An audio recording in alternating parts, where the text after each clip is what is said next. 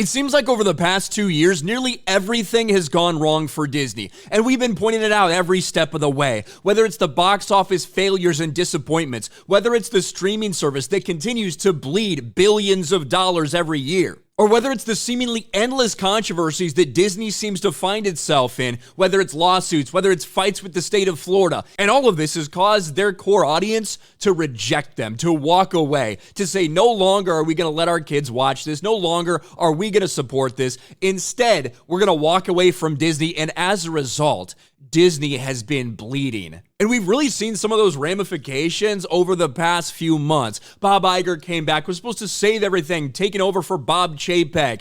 Yet unfortunately, Disney stock has continued to go down and down and down, and now is sitting at nearly a 10-year low. And apparently, investors are feeling less and less confident about the ability for Disney to eventually rebound. Look at this. This came out today.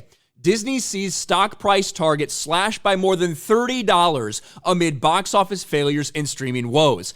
Now, obviously, even though Disney's struggling right now, there's a lot of people out there that have different expectations for where Disney can get back to a target price. The idea that this is where they could be if everything goes right for them over the next couple years. Well, that number continues to sink lower and lower, and it just got slashed in a major way from a big investment firm. The Walt Disney Company saw its stock price target slashed by more than $30 from a Wells Fargo analyst who cited the troubled studio's many problems, including mounting box office failures and streaming losses. Adding to a downward pressure on the stock, the analyst also predicted Disney will have trouble selling off so many of its assets that it talked about, all its TV channels that they said they're interested in selling, as consumers continue to cut the cord by the millions, signaling the eventual demise of cable TV. The Wells Fargo analyst cut the stock price target on Disney by $36 to $110 from $146. So to put that in perspective, again, this is in the Hollywood Reporter where this is getting put out. To put that in perspective, when we go back and we look at this stock, let's look over the past 5 years.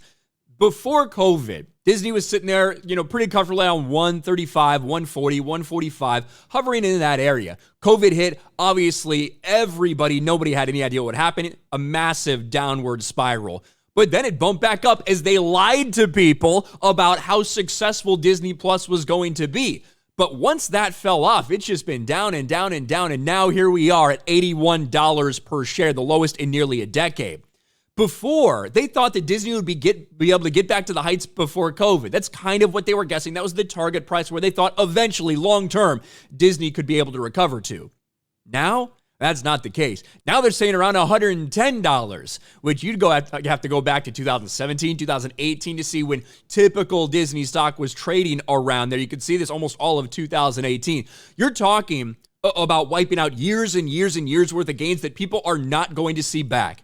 Analysts are giving up on the ability for Disney to recover. And here's some of the reasons that they listed. Disney is not a hit factor of late, and content improvement takes a lot of time. Disney's box office and Disney Plus subscriptions will suffer, especially amidst price increases, he wrote in his report on Tuesday, according to a summary in the Hollywood Reporter. Disney has experienced an unprecedented string of box office flops this year. Yes, we've talked a lot about all the box office failures for Disney. On the streaming side, Disney Plus recently reported losing 300,000 domestic subscribers and like 11 million overseas, just for the record. An ominous sign for a still young streamer that should be gaining customers. And we know that's resulting in a price jack. We know that they're trying to get cable companies to pay more. Disney is scrambling desperately for money, and every time they do, it makes it look like they really are in trouble. But at the end of the day, this is what happens, right? This is what happens to a company that decides to go all in on identity politics in every part of its company. Well, we have to do massive discounts like we've never seen in the past decade to the parks just to get people to come. I don't know. Maybe that's because we have men dressed as women greeting little girls to turn them into princesses. I don't know. Oh, we have people that are walking away from Disney Plus. Yeah, I don't know. Maybe it's because they don't want their children watching this anymore. Oh, our family-friendly films aren't doing well at the box office. Maybe it's because you sent a message to families when you went to war with the state of Florida over the right for teachers to sexualize kindergartners. All of these things have a stacking effect, and right now, Disney is public enemy number one when it comes to the audience and when it comes to all these woke Hollywood strikes and stuff that's going on. Everywhere you turn, Disney's bleeding, and even investors that had hope Disney could in some way recover from all this over time, They are starting to become very, very doubtful about that. What do you guys think? Let me know in the comments section below. Smash a like button, subscribe to the channel, ring the bell for notifications, share this video out there, and I'll talk to you later.